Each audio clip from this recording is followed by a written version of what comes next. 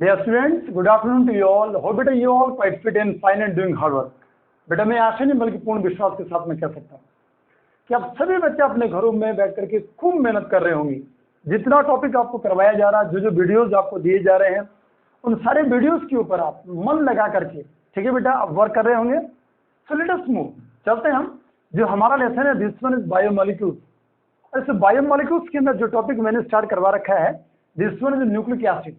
अगर मान लो previous video की अगर मैं बात करता हूँ बेटा, जो वीडियो मैंने आपको कल प्रोवाइड करवाया था, तो उसमें मैंने जो न्यूक्लिक एसिड्स हैं, इनमें जो डीएनए का मॉलिक्यूल है, उस डीएनए के मॉलिक्यूल के अंदर जो उसका प्राइमरी स्ट्रक्चर था, जो सेकेंडरी स्ट्रक्चर था, उसके बारे में मैंने आपको कंसेप्ट दिया था। प्राइमरी स्ट्रक्चर के बारे में अगर आपको ध्यान होगा, मैंने आपको बोला था कि जो प्राइमरी स्ट्रक्चर होता है उसमें जो न्यूक्लियोटाइड्स होते हैं, उन न्यूक्लियोटाइड्स के जो सीक्वेंस बनता है या जो बेस है उनका जो सीक्वेंस बनता है, उसके बारे में प्राइमरी स्ट्रक्चर ने क्या किया था, आइडिया दिया था। I have told you about Chargaff rule के बारे में मैंने आपको आइडिया दिया था कि total amount of the purines is just equal to the total amount of the pyrimidines। ये कंसेप्ट आपको दिया था। After that I have told you कि जो प्राइमरी स्ट्रक्चर है उसके बारे में जो कंसेप्ट दिया था वो 1953 में वॉटसन एंड क्रिक ने दिया था। On the basis of this one, जब इन्होंने इसका डबल हेलिक्स स्ट्रक्चर के बारे में या अल्फा हेलिक्स स्ट्रक्चर के बारे में इन्होंने आइडिया दिया, तो इनको 1953 में जो नोबेल प्राइज है वो इनको दिया गया। ठीक है बेटा, दैट वाज वो अपने आप में क्या था, प्राइमरी स्ट्रक्चर। सेकेंडरी स्ट्रक्चर की अगर मैं बात करता हूँ, तो जितने सारे ये बेसिस होते हैं, इन बेस के अंदर जो हाइड्रोजन बॉन्डिंग होती है, उस हाइड्रोजन बॉन्डिंग के बारे में जिसने आइडिया दिया, that was secondary structure of DNA.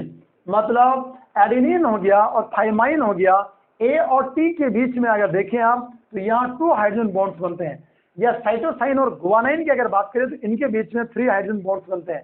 तो ये कंसेप्ट बेटा जो कल वाला वीडियो था उसमें मैंने आपको डिटेल में कंसेप्ट आपको करवाया था। So let us move. आज बेटा जो कंसेप्ट मैं आपको बताने जा रहा हूँ, this one again very very most important concept. ये जो कंसेप्ट आपको बताने जा रहा हूँ, दिस वन यहाँ लिखूंगा बेटा, biological functions of nucleic acid. Nucleic acid के अंदर जो बायोलॉजिकल फंक्शंस बनते हैं उसका आइडिया है, और इसमें बहुत इंपॉर्टेंट कंसेप्ट आपको बताने जा रहा हूं, and this one is replication, या इसे बोला जाता है, दिस वन इज डुप्लीकेशन। आज मैं आपको रिप्लिकेशन और डुप्लीकेशन का कंसेप्ट आपको बताने जा रहा हूं। So what do you mean by replication? Generally हम समझते हैं कि रिप्लिकेशन का मीनिंग क्या है और डुप्लीकेशन का क्या मीनिंग है। रिप्लिकेशन और डुप्लीकेशन का मीनिंग है कि अपने जैसा मॉलिक्यूल को सिंथेसाइज करना, अपने जैसे मॉलिक्यूल को तैयार करना, उसे नाम देते हैं डुप्लीकेशन। डुप्लीकेट बिल्कुल अपने जैसा, या उसे नाम दिया जाता है replication. So let us move. इसके अंदर या इस डुप्लीकेशन के अंदर अगर आप देखें, जो डीएनए का मॉलिक्यूल है, उस डीएनए के मॉलिक्यूल के अंदर एक यूनिक प्रॉपर्टी होती है कि वो अपने आप क्या होता है, डुप्लीकेट होता है, रिप्लिकेट करता है। और डुप्लीकेट और रिप्लिकेट होने के बाद एक डीएनए का मॉलिक्यूल 2 डीएनए मॉलिक्यूल का फॉर्मेशन करेगा, जिनको डॉटर डीएनए मॉलिक्यूल बोला जाता है। And this daughter DNA molecules are identical to the original DNA molecule. ठीक है बेटा, और ये जो 2 डॉटर डीएनए मॉलिक्यूल्स बनते हैं, इनको नाम दिया जाता है, these are called semi conservative. मतलब जो डॉटर डीएनए मॉलिक्यूल्स बनेंगे, इनके अंदर जो 2 स्ट्रैंड्स होते हैं, उनमें से एक स्ट्रैंड जो है वो ओरिजिनल डीएनए से आता है, वो ओरिजिनल डीएनए से आएगा, और बाकी का जो एक स्ट्रैंड ये दोबारा खुद अपने आप तैयार करेंगे, ये भी खुद तैयार करेगा। That's why this one is called semi conservative. ठीक है बेटा, यस एंड नो? तो ये कंसेप्ट था बेटा हमारे पास। दिस वन रिप्लिकेशन हो गया और डुप्लीकेशन हो गया। अब इसके अंदर क्या क्या पॉइंट्स बनते हैं, उन पॉइंट्स को मैं लिखवाता हूँ। सो लेट अस मूव, चलते हैं। फर्स्ट नंबर का जो पॉइंट होगा यहाँ लिखेंगे,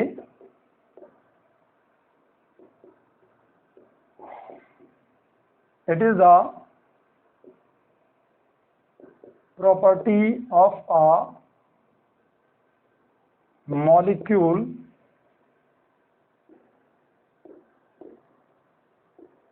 to synthesize the another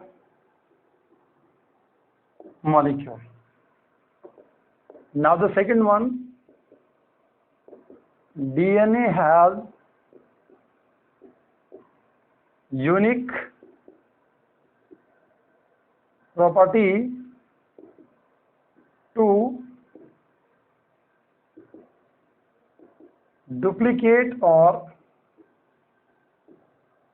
replicate itself. ठीक है बेटा, या दैट इज करके लिखेंगे, to synthesise another DNA molecule. Now the third one, यहाँ लिखेंगे replication or duplication is an enzyme catalyzed process. ठीक है बेटा. Now the fourth one, यहाँ लिखेंगे बेटा, during the process of cell division, mitosis वाली जो सेल डिवीजन है उसकी मैं बात कर रहा हूं, नॉट अबाउट मियोसिस. ठीक है. द डबल हेलिकल स्ट्रक्चर और डबल स्टैंडर्ड स्ट्रक्चर और alpha helix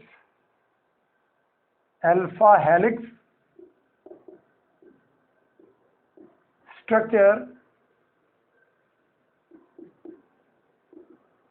partly unwound and each strand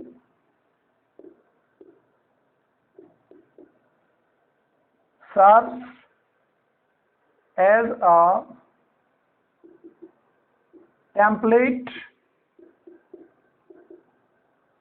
or pattern for the synthesis of new DNA molecule. ध्यान से सुनो बेटा क्या बोला गया. ठीक है बेटा, क्या बोला. यहां सबसे पहला कंसेप्ट जो मैंने आपको दिया, it is the property of a molecule to synthesise the another molecule. कि यहां एक ऐसी प्रॉपर्टी है रिप्लिकेशन की या डुप्लीकेशन की, कि जो क्या करता है, एक मॉलिक्यूल क्या करता है, अनदर मॉलिक्यूल को सिंथेसाइज करता है. पहला कंसेप्ट. डीएनए के अंदर डुप्लीकेशन की जो फिनोमेना वो पाई जाती है, किसके अंदर, डीएनए के अंदर पाई जाती है. मतलब डीएनए का एक मॉलिक्यूल क्या करेगा, डीएनए के दूसरे मॉलिक्यूल को क्या करेगा, सिंथेसाइज करेगा. या ये एंजाइम कैटालाइज्ड रिएक्शन है, ऐसी प्रोसेस है जिसमें कैटलिस्ट का यूज होता है. लेकिन कौन यहाँ पे कैटलिस्ट के जैसे काम करेगा, bio catalyst which one is called enzyme. During the process of cell division, एक माइटोसिस होती है, एक मियोसिस होती है.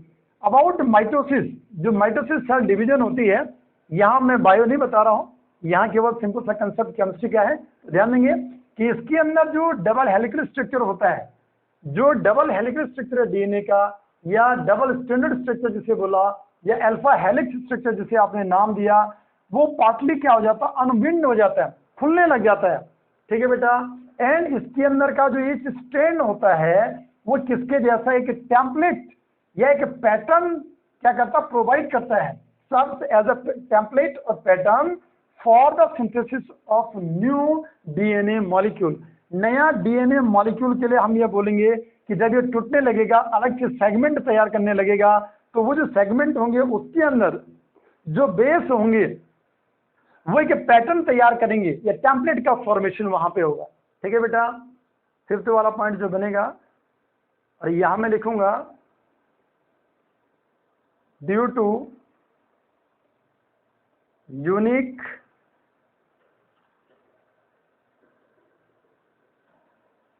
specificity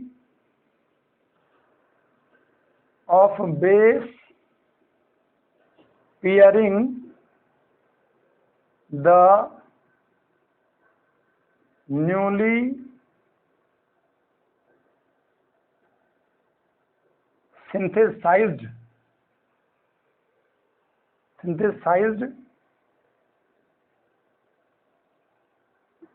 complementary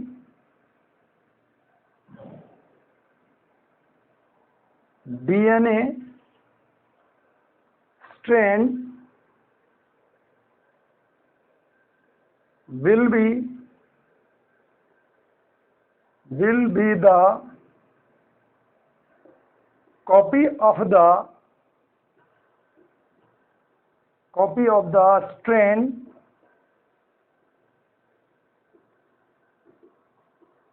which is originally separated from it। ध्यान से सुनेंगे बेटे क्या बोला गया।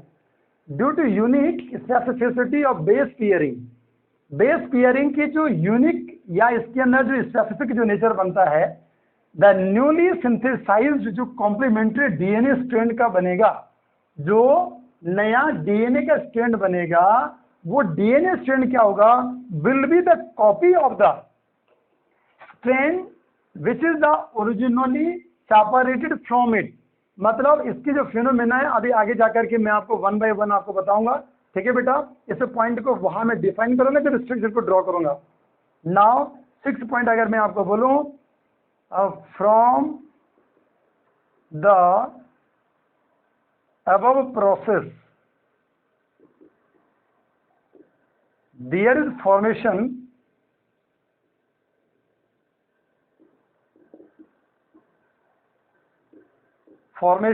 of two daughter DNA molecule from the original DNA molecule। ठीक है बेटा, ध्यान देंगे। 7th नंबर का जो पॉइंट बनेगा, these daughter DNA molecules are semi conservative. That is करके लिखेंगे, it means one strand comes from the original DNA molecule and one strand is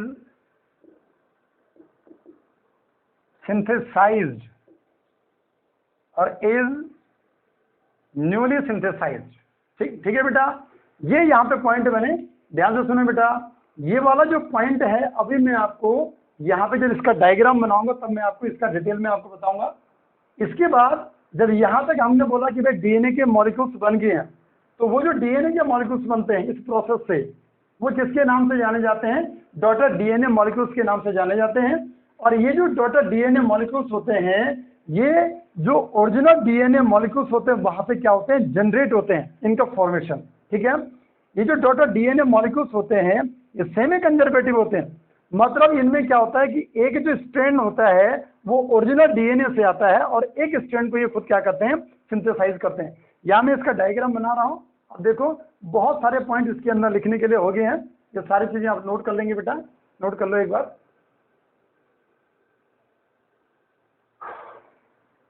ठीक है बेटा, लेट अस मूव।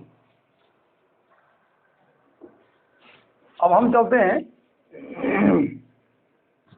इसका डायग्राम में ड्रॉ करता हूं और वो जो पॉइंट मैंने आपको यहां पे लिखवाया है उसको एक्सप्लेन भी करते हैं।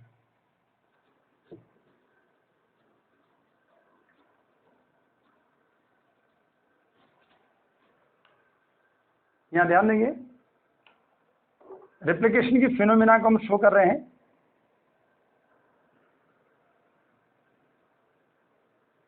ये ऐसे करके हमने ड्रॉ कर दिया लाइक दिस वन। यहां हमारे पास मान लो बेस की अगर मैं बात करता हूं, मान लो ये ए है, ये टी है, ये सी है, ये जी है, ये ए है, ये टी है, ठीक है बेटा, लाइक दिस वन जी, यहाँ टी लिख दिया हमने। तो ए के आगे यहाँ क्या दिखाएंगे, दिस वन टी। ध्यान से सुनो, हाँ, टी के आगे यहाँ क्या दिखा दिया, दिस वन ए, क्योंकि इन दोनों के बीच में डबल बॉन्ड, डबल बॉन्ड। यहाँ क्या दिखा देंगे बेटा, जी, यहाँ दिखाएंगे सी, यहाँ आएगा टी, यहाँ आएगा ए, यहाँ आएगा सी, यहाँ आएगा ए। मतलब यहाँ double bond, triple bond, double bond, double bond. अब क्या होगा, मैंने आपको बोला कि जो ओरिजिनल डीएनए का जो डबल हेलिकल स्ट्रक्चर होता है पार्टली अनविंड, मतलब वो ऐसा करके खुलने बैठ गया। बहुत क्लियर है। अगर आपको ध्यान होगा 5 डैश हो गया, 3 डैश ऐसे करके इसे ड्रॉ किया था। अब अगर ये खुलने बैठ गया तो ये क्या करेगा, एक जो हमारे पास जो डीएनए का ये मॉलिक्यूल है, इसमें एक स्ट्रैंड तो जो ओरिजिनल डीएनए है एक तो वहां से आ रहा है, और बिल्कुल इसके साथ में यहाँ से एक नया डीएनए का मॉलिक्यूल क्या होगा, स्ट्रैंड यहाँ से इसके साथ में आने लगेगा, और जो नया डीएनए का स्ट्रैंड इसके साथ में चलेगा। ध्यान से सुनेंगे, ऐसे करके मैं ड्रॉ कर रहा हूं, ठीक है बेटा। अगर ऐसे करके ड्रॉ कर दिया तो यहाँ पे क्या आएगा, ए के सामने क्या आ जाएगा बेटा, टी आएगा, टी के सामने ए आ जाएगा, सी के सामने क्या आएगा, जी आएगा, जी के सामने क्या आने लगेगा, दिस वन सी, अगेन ये सी है, सी के सामने जी आ गया, जी के सामने सी आ गया, ए के आगे क्या आ गया बेटा, यहाँ टी आ गया, टी के आगे क्या आ गया बेटा, ए आ गया। ऐसे करके हम इसे बनाना स्टार्ट कर देंगे। इसका मतलब जब ये बनेगा तो फिर दोबारा से, क्योंकि अब ये ऐसे करके बनता जाएगा, ये खुलता जाएगा, और यहाँ पे द फिनोमिना इज कॉल्ड, यही फिनोमिना किसके नाम से जानी जाती है, डुप्लीकेशन के नाम से जानी जाती है, रिप्लिकेशन के नाम से जानी जाती है। और अब इनके बीच में क्या बनने लगेगा, यहाँ डबल बॉन्ड, डबल बॉन्ड, यहाँ ट्रिपल बॉन्ड, यहाँ ट्रिपल बॉन्ड, यहाँ डबल बॉन्ड तो था ही, यहाँ ट्रिपल बॉन्ड हो गया, ठीक है बेटा, यहाँ ट्रिपल बॉन्ड हो गया, यहाँ डबल बॉन्ड हो गया, यहाँ डबल बॉन्ड हो गया। ऐसे करके बनना स्टार्ट करेगा, और एक जो ओरिजिनल डीएनए मॉलिक्यूल था उससे बिल्कुल सेपरेट होकर के, देखो यहाँ बेस की जो पेयरिंग हो रही है वो स्पेसिफिक है। ऐसा नहीं होगा कि ए के साथ में जी आ जाएगा, ये पॉसिबल नहीं है। मैंने आपको बताया था कि जो हमारे पास ए और टी है, एडेनिन और थाइमिन, इनके बीच ही डबल बॉन्ड बनता है, 2 हाइड्रोजन बॉन्ड्स यहाँ बनते हैं। और जो हमारे पास साइटोसाइन और गुआनाइन है, इनके बीच ही क्या बनता है, ट्रिपल बॉन्ड, 3 हाइड्रोजन बॉन्ड्स बनते हैं। इसलिए बेस पेयरिंग को क्या बोला गया, स्पेसिफिक बोला गया। और स्पेसिफिक जब इनको बोला गया तो उसके बाद जब कॉम्प्लीमेंट्री जो हमारे पास स्ट्रैंड तैयार हो रहे हैं, ये कॉम्प्लीमेंट्री स्ट्रैंड जो तैयार हुए हैं, ये बिल्कुल किसके जैसा बनने लगेंगे बेटा, जो यहाँ से सेपरेट हुआ था बिल्कुल उसके साथ में कॉम्प्लीमेंट्री तैयार हो जाएगा। मतलब कॉम्प्लीमेंट्री कैसे करके बोला कि ए के साथ में कौन आएगा, टी ही आएगा, तो ये इसका कॉम्प्लीमेंट्री बन गया। ए के साथ में ऐसा नहीं होगा कि ए के साथ में जी आ जाएगा या सी आ जाएगा, नो, ये कॉम्प्लीमेंट्री स्ट्रैंड तैयार हुआ। कैसे करके, जैसे मान लो ये ए था और ए के साथ में पहले क्या था, टी था, तो ये दोनों के दोनों तो सेम थे, लेकिन जब कॉम्प्लीमेंट्री तैयार हुआ तो मान लो यहाँ पे इसके बजाय, मान लो मैं यहाँ पे ये बोलता हूँ कि यहाँ सी था और यहाँ पे क्या था बेटा, जी था, तो यहाँ ट्रिपल बॉन्ड बन गया, ठीक है बेटा, या उस कंडीशन में। लेकिन इसके साथ में हमने क्या ड्रॉ करना था, ए के साथ में क्या था, टी था, दैट्स वाई ए के रिस्पेक्ट में यहाँ हमने टी दिखाया।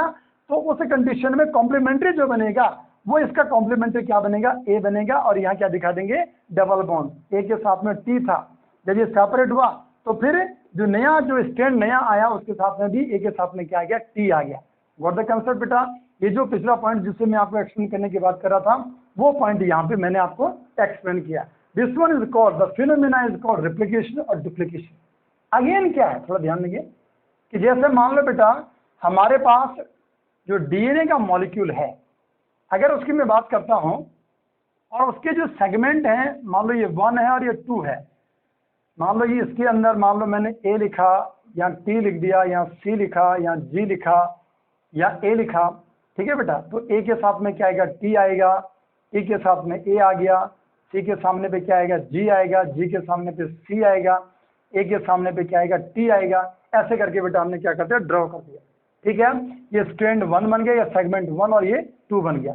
अगर इनको आप क्या करते हैं, जैसे ये अनविंड जिसे बोलते हैं, जैसे ये पार्टली अनविंड होंगे, सेपरेट होंगे, तो क्या हो रहा है, यहाँ से लिया दिस वन ए, यहाँ से ले लिया बेटा टी, यहाँ से ले लिया सी, यहाँ से ले लिया जी, यहाँ से ले लिया दिस वन ए, इधर से हम लेंगे बेटा दिस वन टी आ गया, यहाँ ए आ गया, यहाँ जी आ गया बेटा, यहाँ सी आ गया और यहाँ टी आ गया। अब this one 1 and this one 2, ये 1 वाला ये लिख दिया, ये 2 वाला ये लिख दिया।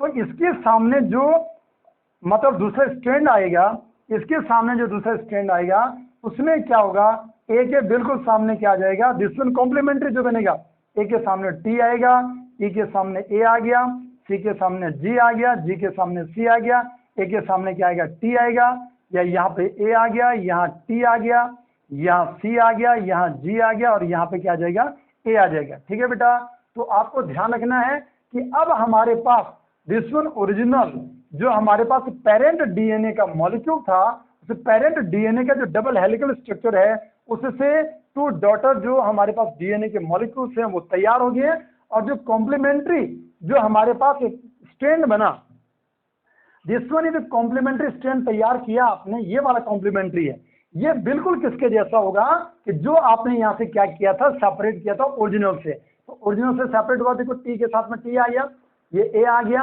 ये जी आ गया, ये सी आ गया और ये टी आ गया, बिल्कुल ऐसे करके। और इससे अगर आपने अलग लिया तो इसके साथ में कॉम्प्लीमेंट्री ये ऊपर वाला आ जाएगा, बिल्कुल ऐसे करके ये कॉम्प्लीमेंट्री ये आ गया। ठीक है बेटा, तो आशा करता हूँ कि आप सभी बच्चों को जो ये रिप्लिकेशन और डुप्लीकेशन है ये बहुत क्लियरली आपको समझ में आया होगा। एक शब्द में बोले तो इसके अंदर क्या था कि अपने जैसे मॉलिक्यूल को तैयार करना, लेकिन इसके अंदर जो थ्योरी है वो लिखवाने वाली बहुत ज़्यादा है, वो बहुत सारी थ्योरी जो थी वो मैंने यहाँ पे लिखवाई। आशा करता हूँ आप सभी बच्चों को बहुत सारी चीज़ें इसके अंदर की समझ में आया होंगी। नोट करना बेटा इसे।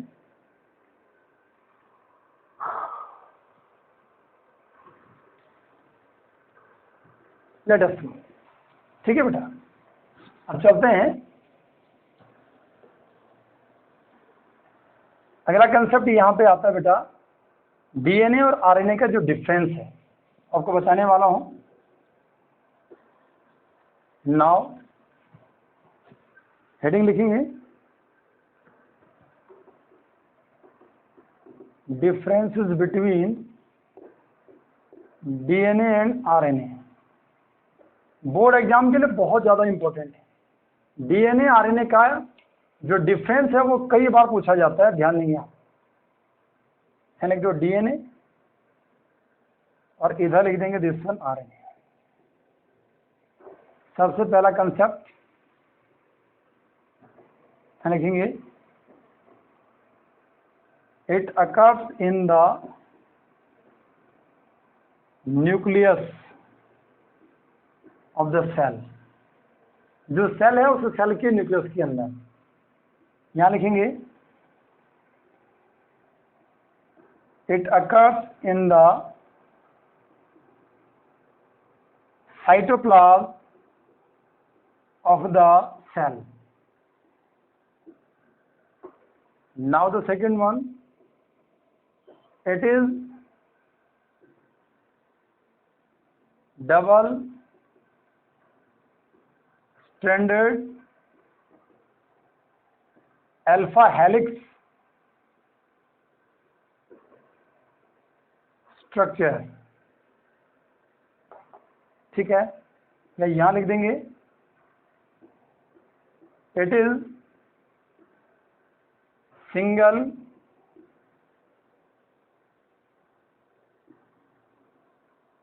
stranded alpha helix structure। ठीक है बेटा, या थर्ड वाला पॉइंट लिखेंगे। बायो वाले बच्चों के लिए तो ये सारी चीजें पता है, कोई दिक्कत नहीं है। It consist to deoxy ribose sugar, और यहां लिखेंगे it consist ribose sugar. Fourth point अगर हम लिखेंगे, इट कंसिस्ट, तो यहां लिखेंगे nitrogenous base, base unit is thymine. और यहां लिखेंगे बेटा it consist, base unit uracil, या यहां लिखेंगे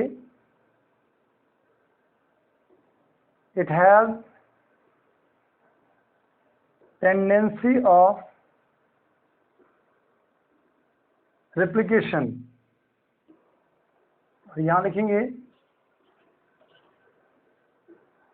इट डजंट रेप्लिकेट। 6 नंबर लिखेंगे बेटा it has tendency of transmission, tendency of transmission of hereditary characters. और यहां लिखेंगे it has tendency of protein biosynthesis. ठीक है बेटा, तो ये इसके इंपॉर्टेंट पॉइंट है। और भी पॉइंट हो सकते हैं, बायो वाले बच्चों को ज्यादा पता है। हमारी केमिस्ट्री के हिसाब से अगर आप इतना लिख देते हैं तो इट्स इनफ। ठीक है बेटा, डीएनए आरएनए के अंदर क्या क्या डिफरेंस बनते हैं, वो डिफरेंस जो थे वो मैंने यहाँ पे आपको लिखवा दिए। अब बेटा इस लेसन के अंदर एक टॉपिक पीछे छूट चुका था, या जो प्रोटीन है उस प्रोटीन के अंदर एक टॉपिक छूटा था, वो मैं आपको पहले बता नहीं पाया था, ध्यान में नहीं रहा। वो लास्ट टॉपिक है, वो मैं आपको बता लेता हूँ। And this one is denaturation of protein. बाकी एंजाइम्स हो गए, बाकी विटामिन हो गए, या हार्मोन्स हो गए, आपकी बात सिलेबस से उनको हटा दिया गया है, इसलिए उनके ऊपर कोई डिस्कशन नहीं है। तो अब जो टॉपिक मैं लिख रहा हूं this one,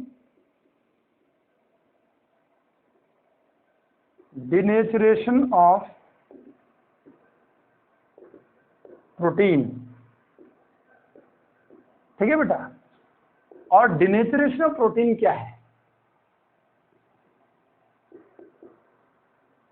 the process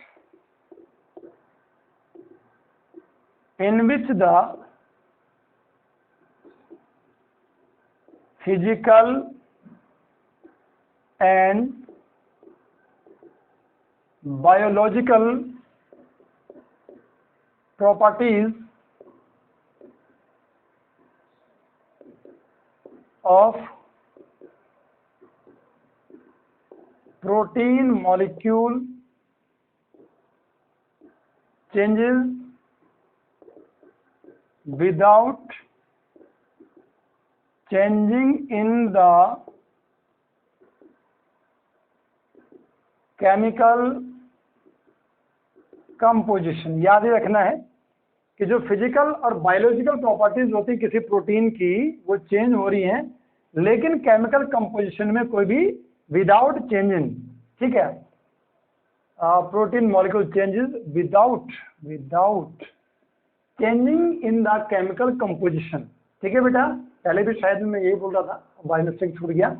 the process in which the physical and biological properties of the protein molecule changes without changing in the chemical composition. Chemical composition में कोई भी चेंज नहीं होता है, और जो फिजिकल और बायोलॉजिकल जो प्रॉपर्टीज होती है उनके अंदर क्या आता है, चेंज आता है। ठीक है बेटा, and this is due to, इसे लिखेंगे this is due to by changing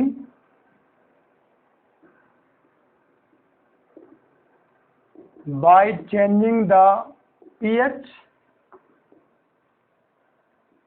temperature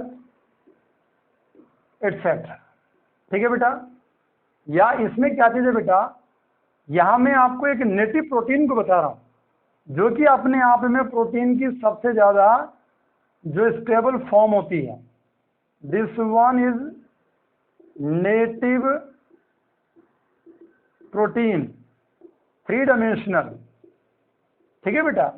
और यहाँ से ये चेंज हो गया है, और जैसे ये चेंज होगा इसे नाम दिया जाएगा डिनेचर्ड प्रोटीन, ठीक है बेटा। तो ये हमारे पास अपने आप में क्या होते हैं, this one most stable form है, और ये किस में चेंज हो गई है, नेटिव प्रोटीन किस में चेंज हो गया, डिनेचर्ड प्रोटीन में। फिजिकल और जो बायोलॉजिकल प्रॉपर्टीज है वो चेंज हो गई है, लेकिन केमिकल कंपोजिशन में कोई भी क्या नहीं आता, चेंज नहीं आता है। अगर मैं आपको इसके एग्जाम्पल्स की अगर मैं बात करूं, यहां लिखेंगे बेटा कोगुलेशन ऑफ एल्ब्यूमिन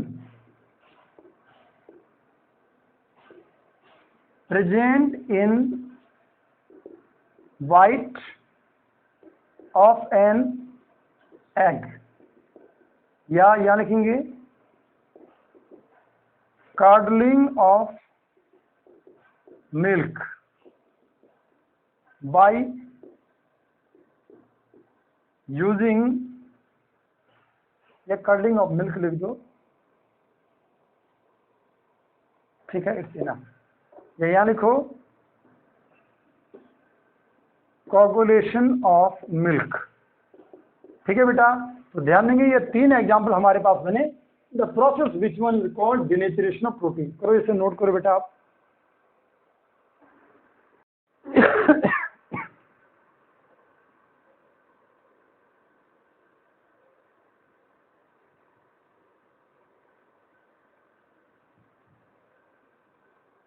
ठीक है बेटा, तो ये कंसेप्ट था बेटा हमारा आज का, और इसके साथ ही हमारा जो बायोमोलिक्यूल वाला जो लेसन है वो सारा कंप्लीट हो गया है। इसके बाद जो नया लेसन होगा उसके ऊपर हम वर्क करेंगे, ठीक है बेटा। थैंक्स बेटा एंड गॉड ब्लेस।